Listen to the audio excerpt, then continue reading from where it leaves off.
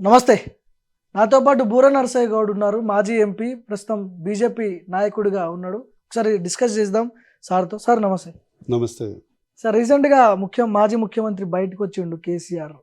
తోలు తీస్తా అని మాట్లాడుతున్నాడు. మీ ప్రస్తావన కూడా తీసుకొచ్చిండు బీజేపీ. బీజేపీ వల్లనే ఈరోజు పాలమూరి రంగారెడ్డి ప్రాజెక్ట్‌కి అన్యాయం జరిగిందని మాట్లాడిండు. సో ఎన్నడూ లేని విధంగా చాలా అగ్రెసివ్ కామెంట్ చేసిండు. ఎట్లా అనిపించింది ఇది మీకు? అంటే బీఆర్ఎస్ ఉనికి కోల్పోతుందేమో అనే ఒక భయం పట్టుకున్నది. హ్మ్. ఎందుకంటే గతంలో కేసీఆర్ ఉండేటువంటిది ఇప్పుడు మాట్లాడడానికి పొంతన లేదు. అండ్ ఆల్సో ప్రజల స్పందన కూడా లేదు. హ్మ్. ఎందుకంటే ఎప్పుడైనా కూడా నాయకుడు కానీ వ్యక్తికి కానీ క్రెడిబిలిటీ ఉన్నప్పుడే ఉంటుంది. హ్మ్. కానీ దురదృష్టవశాత్తు కేసీఆర్ గారు ఆ క్రెడిబిలిటీ పోగొట్టుకున్నారు. ఓకే. 10 సంవత్సరాలు ముఖ్యమంత్రిగా చేసి హ్మ్. అన్ని రకాలుగా క్రెడిబిలిటీ పోగొట్టుకున్నాడు. హ్మ్. ఇప్పుడు ఏదైనా విమర్శ చేసినా కూడా గతంలో వారు టీవీ ముందర నిలబడితే యావత్ తెలంగాణ అవును. వేచి చూసేది. హ్మ్. ఇప్పుడు ఎమ్మటే ఛానల్ చేంజ్ చేస్తున్నారు. హ్మ్. ఆయన మీద విమర్శలు కూడా అన్ని సెక్షన్స్ నుంచి వస్తున్నాయి. ఓకే. అంటే ఇక ఏదో 2 ఏళ్ల తర్వాత వచ్చిండు, 3 ఏళ్ల తర్వాత వచ్చిండు అనేది హ్మ్. ఇవన్నీ పెద్ద ప్రజలకు ఇప్పుడు మ్యాటర్ కాదు. అంటే చాలా యాక్టివ్‌గా ఉన్నట్టు కనిపిస్తా ఉంది ప్రెస్ మీట్‌లో గూడా. చాలా మంది అంటున్నారు ఆయనకి హెల్త్ బాలేదు, బయటకు రావట్లేదు, ఆయన పార్టీని మొదటి హ్యాండిల్ నుంచి చేయలేడని. ఇది ఏంటంటే ఒక పొలిటికల్ ట్రిక్. హ్మ్. ఈవెన్ కొత్తగా ముఖ్యమంత్రి అయినప్పటికీ కూడా అదే మాటలు ఉండు, హ్మ్. లివర్ క్యాన్సర్ వచ్చింది, అది వచ్చింది అని. హ్మ్. ఆయన బేషుగ్గా ఉన్నాడు, హ్మ్. ఆరోగ్యంగా ఉన్నారు. హ్మ్. ఇది మామూలుగా ఏంటంటే పొలిటికల్ సైకాలజీలో ఒక భాగం. ఓకే. ఒక లీడర్ ఎంత తక్కువ అందుబాటులో ఉంటే అంత వాల్యూ పెరుగుద్దని హ్మ్. పాలిటిక్స్లో ఒక సూత్రం ఉంటుంది. హ్మ్. ఎప్పుడు కనపడొద్దు ప్రజలకి. ప్రజలకు తక్కువ కనిపిస్తే హ్మ్. ఆసక్తి పెరుగుతుందని ఓకే. అదే వారు పాటిస్తున్నారు. హ్మ్. కానీ గతంలో అది వర్కౌట్ అవుతుండే, ఇప్పుడు వర్కౌట్ కాదు. ఎందుకంటే క్రెడిబిలిటీ పోయింది. ఓకే. అయితే ఆయన బీజేపీ ప్రస్తావన కూడా తీసుకొచ్చిండు. పాలమూరి రంగారెడ్డి ప్రాజెక్టు విషయంలో చంద్రబాబు నాయుడు, బీజేపీ, రేవంత్ రెడ్డి ముగ్గురు కలిసి అన్యాయం చేసిరనేది ఆయన మాట్లాడినటువంటి మాటలు. మీరేం చెప్తారు దీని గురించి? స్పెసిఫిక్గా చెప్పమని చెప్పండి. హ్మ్. ఈరోజు హ్మ్. కాళేశ్వరం ప్రాజెక్టుకు నేనున్నా కదా యాజ్ ఎంపీ, బీఆర్ఎస్ అవును. దగ్గరే ఉంటాయి కదా. హ్మ్. దగ్గర ఉండి గతంలో 10-15 సంవత్సరాలు అనుమతులకు పట్టే టైంలో వితిన్ 1-2 డేస్లో కూడా అనుమతులు తెచ్చిన సందర్భాలు ఉన్నాయి. హ్మ్. ఈ మాట హరీష్ గారిని అడగండి, చెప్తారు. హ్మ్. హ్మ్. ఎందుకంటే ఇరిగేషన్ మంత్రిగా హ్మ్. ఆయనతో క్లోజ్గా నేను పనిచేశాను, ఓకే.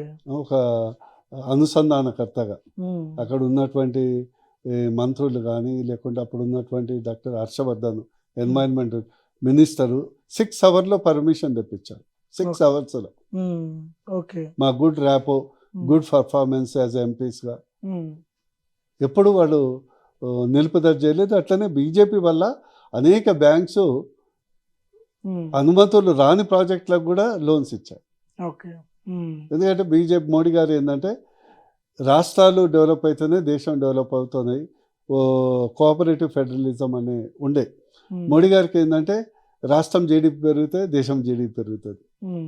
అందుకొరకే రాజకీయంగా వ్యతిరేకత ఉన్నా కూడా ఆయన అదే కేసీఆర్ గారే అన్నారు కదా, హ్మ్. హమ్ జిస్కా కాయే ఉస్కా గాయే అని హ్మ్. మోడీ గారితో. అంటే మీరు అన్నీ హెల్ప్ చేస్తున్నారు కాబట్టి హ్మ్. మిమ్మల్ని పొగుడుతుందని అన్నారు కదా. హ్మ్. ఓకే. సో ఇది ఏదో రాజకీయ విమర్శ కొరకు, స్పెషల్ పాలమూరు కొరకు ఏం చేశారు? హ్మ్. నిజంగా చెప్తా, 90% ప్రాజెక్టు నిజంగా పూర్తయిందని చెప్తా, చెప్తున్నారు. నిజంగా చెప్తా, హ్మ్. హ్మ్. స్పెసిఫిక్గా ఫలానాది అని చెప్పమని చెప్పండి. హ్మ్. హ్మ్. 299 ఆదరబాదరికి ఎవరు పోయి సైన్ పెట్టమని వచ్చారు? హ్మ్. మాకు 75% కృష్ణానది పరివాహక ప్రాంతము తెలంగాణలో ఉంది. హ్మ్. ఎందుకు ఆదరబాదరగా పోయి 299 టీఎంసీ కమిట్మెంట్ చేసి వచ్చారు? ఏది అప్పుడు రోజా వాళ్ళ ఇంటికి పోయి రొయ్యల పులుసు తిని ఏ పులుసో ఆ సందర్భంలో ఇచ్చినటువంటి మాటనా అది? మాట కాదు. హ్మ్. కేంద్రంలో హ్మ్. చంద్రబాబు గారు వీరు ఉన్నటువంటి మీటింగ్లో హ్మ్. అది కొలమానంగా తీసుకుంటున్నారు కదా. ఇప్పుడు ఆంధ్రప్రదేశ్ మన మీద కేసులు వేసేదేండి. హ్మ్. కేసీఆర్ గారు అనవసరంగా తొందరపడి సైన్ పెట్టి వచ్చాడు. హ్మ్. ఓకే. మాకు 299 టీఎంసీ చాలు అని. హ్మ్. ఇప్పుడు ఉత్తమ్ కుమార్ రెడ్డి మొన్న ఒక స్టేట్మెంట్ ఇచ్చిండు. గతంలో కేసీఆర్ 299 చాలు అని ఒప్పుకొని వచ్చిండు. మేము 500 టీఎంసీలు కావాలని ఈ చెప్పి అన్ని అంటున్నాడు. అన్ని ఉత్తర ఉమ్, కుమారులు వీళ్ళందరూ ఉమ్, 500 టీఎంసీలు 600 ఇది. నేనేమంటుందంటే వీళ్ళు పొలిటికల్ మైలేజ్ కొరకు ఉమ్, ఏదో పక్కన రాష్ట్రంతో మనం పెట్టుకోవాలనేది ఉద్దేశంతో మైలేజ్ కొరకు చేసే ప్రయత్నం. ఉమ్, నేను ఒకటే ప్రశ్న అడుగుతున్నాను. 4.5 లక్షలకు గ్రావిటీతో వచ్చే నీళ్లు ఏదైతే మనకు ఎస్ఎల్బిసి టనల్ ప్రాజెక్ట్ ఉందో, మీరు 1,00,000 కోట్లు పెట్టి కాళేశ్వరం 3 బ్రిడ్జిలు బ్యారేజీలు కట్టారు. కానీ ఉమ్, ఒక 2,000 కోట్లతోని 4.5 లక్షలు బై గ్రావిటీ వచ్చేదాన్ని ఎందుకు కట్టలేరు? ఉమ్, మీరు ఒక సింపుల్ ప్రశ్న. ఉమ్, అదేవిధంగా పాలమూరు రంగారెడ్డి ముందర దాని మీద జూరాల మీద కానీ అనేక నెట్టంపాడు భీమా ఇట్లా 10-15 ప్రాజెక్టులు విత్ ఇన్ స్మాల్ బడ్జెట్తో అయిపోయే ప్రాజెక్టులు చాలా ఉండే. ఉమ్, దాన్ని ఎందుకు చాలా వరకు నిర్లక్ష్యం చేశారు? ఉమ్, కలవకుర్తి ప్రాజెక్ట్ ఏదైతే lift irrigation already approved combined ఆంధ్రప్రదేశ్లో స్టార్ట్ చేసిన ప్రాజెక్టు, ఉమ్, మరి దాన్ని ఎందుకు కంప్లీట్ చేయలేదు? ఓకే. ఎవరు అడ్డం వచ్చారు? ఉమ్, ఎందుకంటే ఇది కేవలము బురద జల్లుడు. అంటే ఇప్పుడు ఉమ్, మాకు తెలుగులో సామెత ఉంది, ఏ దిక్కు లేకుంటే అక్కదే అమ్మగొడవ దిక్కు అన్నట్టు. ఉమ్, పొలిటికల్ ఎజెండా ఏం లేకుంటే నీళ్ళదే ఎత్తుకుంటారు ఉమ్, ఓకే. బ్లేమ్ గేమ్ చేయడానికి. ఉమ్, అదే మరి నేను చెప్తున్నాను, నేను చాలా బాధతో చెప్తున్నా. ఆ ఉమ్, రోజు బీఆర్ఎస్లో ఉంటే అనేక సందర్భాల్లో నేను హరీష్ రావు గారికి దేశపాండే ఉండే అప్పుడు ఉమ్, సార్ గుర్తు చేయండి, మన జగన్మోహన్ రెడ్డి గారి హయాంలో రాయలసీమ లిఫ్ట్ ఇరిగేషన్ ద్వారా డైలీ 8 టీఎంసీ ఉమ్, తవ్వటానికి అంటే ఎత్తటానికి ప్రణాళిక ఇస్తున్నారు. శ్రీశైలాన్ని విత్ ఇన్ 30 డేస్లో ఎంటీ చేయొచ్చు ఆ ప్రాజెక్ట్ అని. మరి ఎందుకు స్పందించలేదు? ఉమ్. ఇప్పుడు చంద్రబాబు నాయుడు ఎన్డీఏలో చాలా కీలక పాత్ర ఉన్నది ఆయన. ఇది అయితే ఆయనకు ఆయన రాష్ట్రానికి సంబంధించినవన్నీ ఆయన తీసుకుపోతున్నాడు. మన రాష్ట్రానికి సంబంధించి అంటే- మోడీ, అమిత్ షా, రేవంత్ రెడ్డి అక్కడ పోయి అడగలేకపోతున్నాడు, వాళ్ళు ఇయ్యలేకపోతున్నారు. వీళ్ళిద్దరు ఒకటే అనే లైన్ లో ఇక్కడ నేను స్టేట్మెంట్ చెప్పేది మాట్లాడుతున్నారు. ఇదంతా పొలిటికల్, ఉమ్. ఇదంతా తెలంగాణ ఆంధ్ర గొడవ దగ్గర పొలిటికల్ మైలేజ్ లాగా. అంటే చంద్రబాబుకి ఇచ్చిన క్రెడిబిలిటీ మనకి ఇవ్వట్లేదని తెలంగాణ మనకు ఆ. బీజేపీకి చంద్రబాబుకి ఏమి ఇచ్చారండి? ఆయన బంకచర్ల అంటే ఇప్పుడు పర్మిషన్. ఈ రోజు చాలా కీలకం కదా ఆయన కేంద్రంలో ఎన్డీఏలో. అవును, ఆయన మాత్రం ప్రత్యేకంగా ఏమి ఇచ్చింది? ఏమైనా డబ్బులు ఇచ్చిండ్రా? Special status ఇచ్చిండ్రా? అట్లా అనుకుంటే మోడీ గారు అవసరమైతే మళ్ళీ ఎలక్షన్ పోవడానికి రెడీగా ఉన్నారు. మళ్ళీ ఎలక్షన్ పోతే 400 సీట్లు వస్తాయి ఈసారి. ఓకే. అట్లేం లేదు, అందరూ ఎవరు రాష్ట్రం వాళ్ళు కాపాడుకుంటారు. తెలంగాణకు ఓన్లీ శ్రీరామరక్ష బీజేపీ. ఈరోజు కాళేశ్వరం ఎంత కట్టిండ్రు? ఎవరు సహాయం చేశారండి? ఆర్థికంగా పర్మిషన్ ప్రకారం. ఈరోజు ఇక్కడ ఉన్నటువంటి ఈ యొక్క పాలమూరు రంగారెడ్డి కానీ మన డిండి ప్రాజెక్ట్ ఉన్నది, ఇంతవరకు దాని మీద కనీసం ఎక్కడి నుంచి నీళ్ళు వేస్తామో డిపిఆర్ ఉందా? ఓకే. ఎందుకంటే ఇది కేవలం అదే రాయలసీమ లిఫ్ట్ ఇరిగేషన్ అప్పుడు ఎందుకు అన్ని బంద్ చేసుకొని మూసుకొని, మరి ముఖ్యమంత్రే కదా, ఎందుకు కూర్చున్నారు? అంటే కేసీఆర్ అంటే గౌరవం, కానీ ఇంత చీప్ పాలిటిక్స్ కు అవసరం లేదు. ప్రజలు గుర్తిస్తారు, ప్రజలకు అన్ని తెలుసు. ఇప్పుడు కానీ తెలంగాణలో చాలా సమస్యలు ఉన్నాయి. హైడ్రా ఒక సమస్య ఉంది. హిల్ట్ పాలసీ పేరుతో కొన్ని వేల కోట్ల భూముల స్కామ్ జరుగుతుంది, చాలా మంది మాట్లాడుతున్నారు. కానీ మీ పార్టీ నుంచి ఎట్లాంటి స్టేట్మెంట్ రాలేదు. మా పార్టీ కదా హిల్ట్ పాలసీ తీసింది. ఎవరు మాట్లాడు? మీ ప్రెసిడెంట్? నేను మాట్లాడినా, మహేశ్వర్ రెడ్డి మాట్లాడిండ్రు, ప్రెసిడెంట్ మాట్లాడిండ్రు. దాని మీద కోర్టులకు వేసేసాం. నేను కూడా పర్సనల్ గా వేస్తున్నాను, కోర్టులో ఇంప్లీడ్ అవుతున్నాను. ఎందుకంటే అది 6 లక్షల కోట్ల స్కామ్. ఓకే. అందులో అందరూ భాగస్వాములే. చాలా మంది ఏమంటారు అంటే, ఇంకా బీఆర్ఎస్ వాళ్ళు ఏమంటారు అంటే 50,000 కోట్ల స్కామ్ అని చెప్పి వాళ్ళు అంటున్నారు. 6 లక్షల కోట్లు అంటారు మీరు. ఓకే. ఎందుకంటే 9,272 ఎకరాలు పారిశ్రామిక ల్యాండ్, పరిశ్రమలు మూత, అది ప్రజల నుంచి సేకరించి పరిశ్రమల కొరకు ఇచ్చినటువంటి ల్యాండ్. పరిశ్రమలు బంద్ చేస్తే ఆ ల్యాండ్ ఓనర్కి పోతుంది. ఓనర్ ఎవరు? ప్రజలు లేదా ప్రభుత్వం. కానీ 30% తీసుకుపోయి నువ్వు land real estate multi zone చేసుకోవాలి కాదు. ఈరోజు at the rate of 100 crores ఉంటుంది పర్ ఏకరు. 100 crores ఏకర్ ఉన్నదాన్ని ఈయన 2 కోట్లకు అప్పచెప్తుంది. ఎందుకంటే ఈ అనుమూల కుటుంబం ఇప్పుడు కాంగ్రెస్ను ఈరోజు ప్రభుత్వం ఉందంటే కేవలం కరప్షన్ ఒకటే వాళ్ళని కలుపుతుంది. ఎమ్మెల్యేలు, మంత్రులు, ముఖ్యమంత్రి, అన్ని కుటుంబాలు గల్లా పెట్టని ఎవరికి ఎంత ఆ కేక్ కట్ చేసుకుంటారు కదా ముక్కలు, అది హిల్ట్ పాలసీ కానీ, భూముల పాలసీ కానీ, హైడ్రా పాలసీ కానీ, ఇంకా వేరే కరప్షన్స్ కానీ, నియోజకవర్గంలో కరెక్షన్ కానీ, మంత్రివర్గంలో డిపార్ట్మెంట్ల కరెక్షన్ కానీ, 7% కానీ, 12% కానీ, 30% కానీ, ఆఖరికి దరిద్రం ఏంటంటే రిటైర్ అయిన ఉద్యోగులకు వచ్చే బెనిఫిట్స్ దగ్గర కూడా పంచుకుంటురా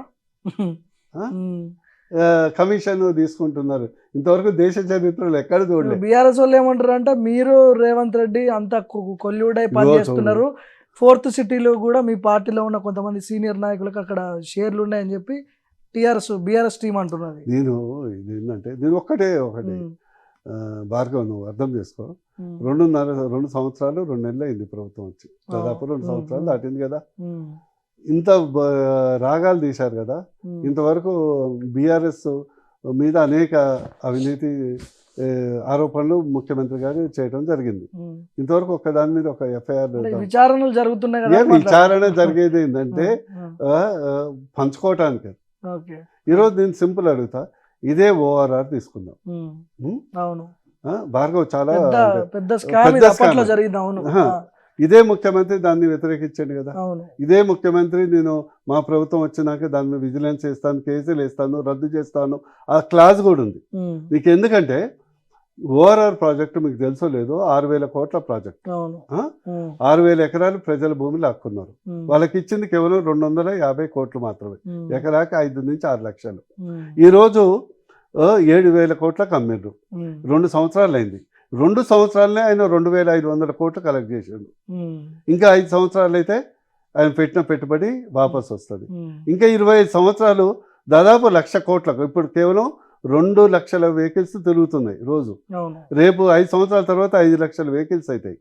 అంటే ఇమాజిన్ చేసుకో, 80 నుంచి 80,000 కోట్ల నుంచి 1,00,000 కోట్ల ఆదాయం అదనంగా వస్తుంది. ఎవరైనా అన్ని నవరంధ్రాలు మోసుకొని కూర్చున్నాడు ఈ ప్రభుత్వం. మాట్లాడరు కదా అప్పుడు పిసిసి అధ్యక్షుడిగా ఉన్నప్పుడు రేవంత్ రెడ్డి. అదే ఇప్పుడు మాట్లాడేది ఎక్కడ కాంప్రమైజ్ అయినట్టు అనిపిస్తుంది అంతే. నేను దాని మీద కూడా ఉద్యమం చేయదలుచుకున్నాను, తీసుకుంటాను, మీ అందరినీ తీసుకెళ్తాను, మీకు తెలుసు. ఎందుకంటే ఈరోజు ఇప్పుడు అదే ప్రజల కొరకు వేసినటువంటి రోడ్డును నువ్వు వ్యాపారం చేస్తున్నావు కదా. వ్యాపారం చేసినప్పుడు ప్రజల భూమి వాళ్ళు కూడా షేర్ హోల్డర్స్ కావాలి కదా. నేను చెప్తున్నా, ఆ భూమి ఓఆర్ఆర్ ప్రాజెక్టు మీద 7,000 కోట్లు కాక దాదాపు 1,00,000 కోట్ల ఆదాయం అడిషనల్గా వస్తుంది 30 ఏళ్లలో. అంటే ఒక్కొక్క ఎకరానికి మనకు రైతుకు 50% లాభం ఇచ్చినా కూడా 10 కోట్లు ఇవ్వచ్చు.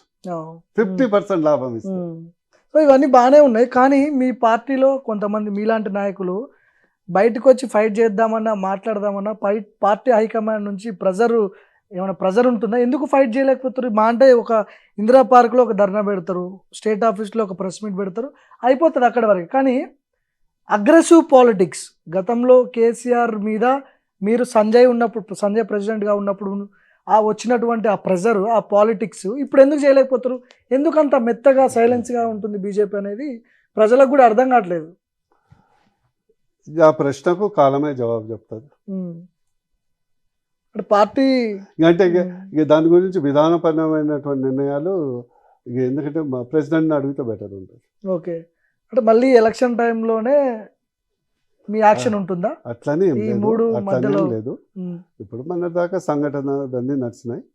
సరే, ఇంకా మా హైకమాండ్ మరి మా అధ్యక్షులు ఏం ఆలోచిస్తున్నారో మీరు చెప్పినటువంటి భావన మాత్రం ప్రతి ఒక్కళ్ళకు బీజేపీ కార్యకర్తలు ప్రజలు కూడా చెయ్యాలి, మనం అగ్రెసివ్గా చేయాలని ఉంది.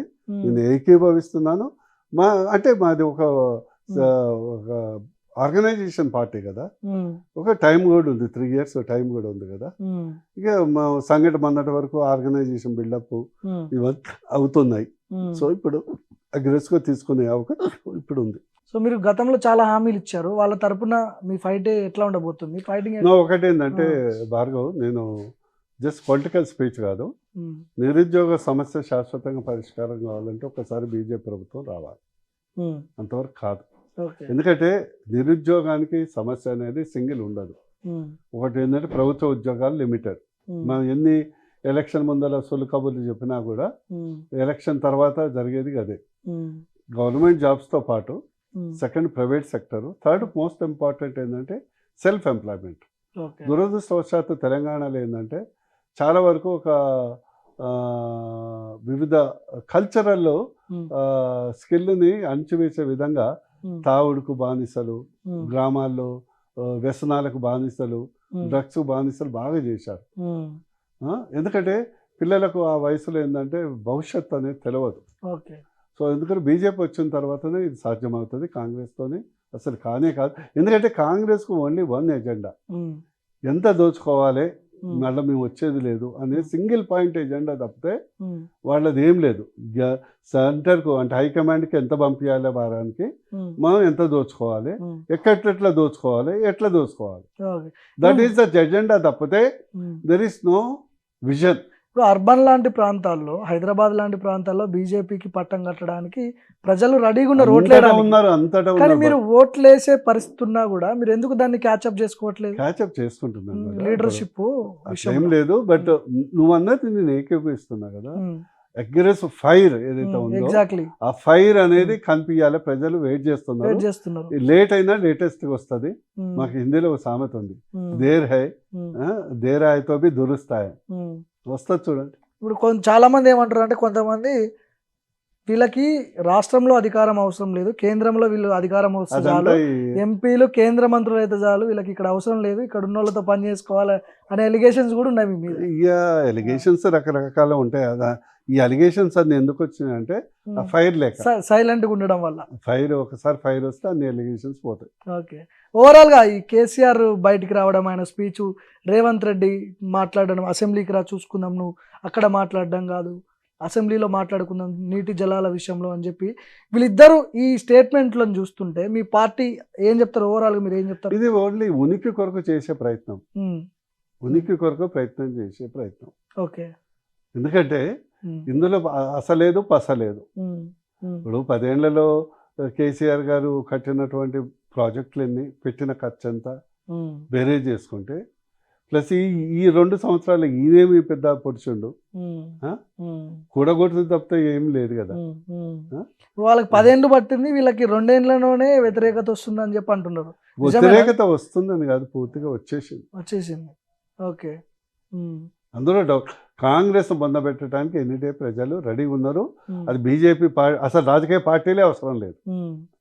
మన సర్పంచ్ అభ్యర్థుల ఎలక్షన్స్లో మీకు వచ్చిన సంఖ్య 600 చిల్లరేమో సర్పంచ్ అభ్యర్థులు గెలిచినట్టున్నారు, 750 సంథింగ్, సబ్జెక్ట్ టు కరెక్షన్. కానీ ఎందుకు సెకండ్ ప్లేస్కి ఎందుకు రాలేకపోయారు? మీరు 8 మంది ఎంపీలు ఉన్నారు, 8 మంది ఎమ్మెల్యేలు ఉన్నారు, ప్రతిపక్షం మేమే అని చెప్పి ఒకనొక సిచ్యువేషన్ మిమ్మల్ని మీ వైపు చూసారు తెలంగాణ ప్రజలు. ఎందుకు ఈ పరిస్థితి వచ్చింది? నాకు ఒకటి చెప్పారు, 2000 మన జగన్ మోహన్ రెడ్డి గారు సీఎం ఉన్నప్పుడు వైఎస్ఆర్సీపీకి లోకల్ బాడీ ఎన్ని వచ్చాయి? 95%. ఓకే. నెక్స్ట్ అసెంబ్లీలో ఎన్ని? మరి గతంలో 2023లో మరి జడ్పీ చైర్మన్లు 100% బీఆర్ఎస్, మున్సిపల్ చైర్మన్స్ 98% బీఆర్ఎస్, సర్పంచుల్లో 85% బీఆర్ఎస్. మళ్ళీ ఓడిపోయింది కదా. అందుకని స్థానిక ఎన్నికలు అనేది నేను ఎప్పుడు చెప్తా, నీకు కూడా చెప్తా నేను. First cash, second caste, third candidate, fourth cadre, fifth character. ఈ 5 పనిచేస్తాయి, అంతేగాని పార్టీలు కాదు. ఎందుకంటే ఈ పార్టీలకు బలమైనటువంటి స్థానిక నాయకత్వం ఉంది, ఈ 2 పార్టీలకు. అండ్ మేము గతంలో 160 మంది సర్పంచుల్ని 750, అంటే ఎంత % పెరిగినట్టు? నెంబర్ 2, దాదాపు నాకు తెలిసి 1000 దాకా ఉప సర్పంచులు, 1000 నుంచి 1000 కాదు, 2-3 వేలు. మా దగ్గర బలమైనటువంటి ఆర్థిక బలం లేని దగ్గర ఉప సర్పంచులు చాలా వరకు అయినాం. ఎందుకంటే వార్డు మెంబర్లు గెలిచినాం, 8000 మంది దాకా వార్డు మెంబర్లు. అంటే గతంలో పోలిస్తే 400-500% బెటర్ అయింది. అండ్ సెకండ్ ఏంటంటే మన దగ్గర గెలిచిన వాళ్ళందరూ ఎక్కడ బీజేపీ మీద వ్యతిరేకత లేదు, మోడీ గారి మీద వ్యతిరేకత లేదు. ఓన్లీ ఏంటంటే లోకల్ బాడీస్, ఈ లోకల్ బాడీస్ వేయకపోవటం వల్ల ఏమైందంటే ఈ ఒక్క మొత్తం తీసుకొచ్చి మా గల్లాపెట్టేలా అసెంబ్లీలో వేస్తారు, పార్లమెంట్లో వేస్తారు. ఓకే. న్యాచురల్గా ఎక్కడన్నా అధికార పార్టీ ఎక్కడ రూలింగ్లో ఉంటే అక్కడ సర్పంచ్ అభ్యర్థులు ఎక్కువ శాతం గెలవడానికి అవకాశాలు ఉంటాయి. కానీ ఇక్కడ 60-40, 10-15%. దాన్ని బట్టి అంటే ఎంత వ్యతిరేకత ఉందో చూడు. కాంగ్రెస్ మీద. అది కూడా గెలిచింది ఇంకా పార్టీ గుర్తులు కూడా లేవు వీటికి మళ్ళా. అది కూడా గెలిచింది because of the cash factor. నేను ఒక ఎగ్జాంపుల్ చెప్తా. ఒక ఎమ్మెల్యే ఊరు ఇబ్రాహీంపట్నం కాన్స్టిట్యున్సీ, ఆయన ప్రతిష్టకు పోయి ఓటుకు 10,000 నుంచి 15,000 ఇచ్చారు గెలవటానికి. అవును, ఇజ్జత్ పోతుందని ఫస్ట్ ప్లేస్ వచ్చారు, గెలిచాడు. 1,500 1,300 ఓట్లు వచ్చినాయి. మా క్యాండిడేటు అది ఎస్సీ మళ్ళా. ఓకే, మా క్యాండిడేటు ఇక పూరెస్తా పూరు, పైసలు లేవు అసలు. పైసలు లేవు, ఖర్చు పెట్టింది 2 లక్షలు 2 లక్షలు మొత్తం మీద. అది కూడా వాళ్ళు వీళ్ళు మనిషికి 10,000 20,000 50,000 ఇస్తాయి. ఓకే, 850 ఓట్లు సెకండ్ పొజిషన్. మరి 2 కోట్లు బీఆర్ఎస్ ఖర్చు పెట్టింది, థర్డ్ పొజిషన్ వచ్చింది. అవును. సో నేను చెప్తున్నాను ఏంటంటే ఈ ఎలక్షన్లో దీన్ని బట్టి మా వాళ్ళలో ఒక ఫైటింగ్ స్పిరిట్ ఉంది క్యాడర్లో. ఎక్కడ మన భువనగిరి పార్లమెంట్ తీసుకోండి, నేను ఎంపీగా చేసినప్పుడు 6 సర్పంచులు, 960 సర్పంచుల్లో 6 సర్పంచులు, ఇప్పుడు 36 సర్పంచులు, దాదాపు 150 మంది ఉప సర్పంచులు, దాదాపు 900 నుంచి 1000 వార్డు మెంబర్లు. ఓకే, ఎంపీటీసీ జెడ్పీటీసీలు ఇప్పుడు పార్టీ గుర్తుల మీద ఎలక్షన్ జరగబోతాయి నెక్స్ట్ వచ్చే ఎలక్షన్స్. ఇక్కడ ఎట్లుంటది ఈ ఎలక్షన్ కూడా బెటర్ ఉంటుంది. ఇదేంటి ఏంటంటే లోకల్ బాడీ వచ్చే వరకు రాజకీయాలని మొత్తము గత ప్రభుత్వం మీకు తెలుసు కదా, మీకు తెలుసు లోకల్ మొత్తము క్యాష్ మయం చేశారు, చాలా కాస్ట్లీ అయిపోయినాయి. అంత ఆర్థిక పరిస్థితి మా అభ్యర్థుల దగ్గర లేదు. ఓకే, సో ఒకసారి పవర్లోకి వస్తే, ఎందుకంటే వాళ్ళు కాంగ్రెస్లో 55 ఏళ్ళు ఉన్నారు, చాలామంది లోకల్ జమీందారులు, కొద్దిగా ఆర్థికంగా ఉన్నోళ్ళు, ప్లస్ ఇప్పుడు ఎమ్మెల్యేలు ఉన్నారు, ప్రభుత్వం ఉంది, వాడి మీద వసూలు చేస్తారు. మాకు అలాంటివి లేదు కదా ప్రక్రియ. ఓకే, సరే sir, thank you so much sir. So ఇది బూర నరసయ్య గౌడ్ గారితో స్పెషల్ ఇంటర్వ్యూ.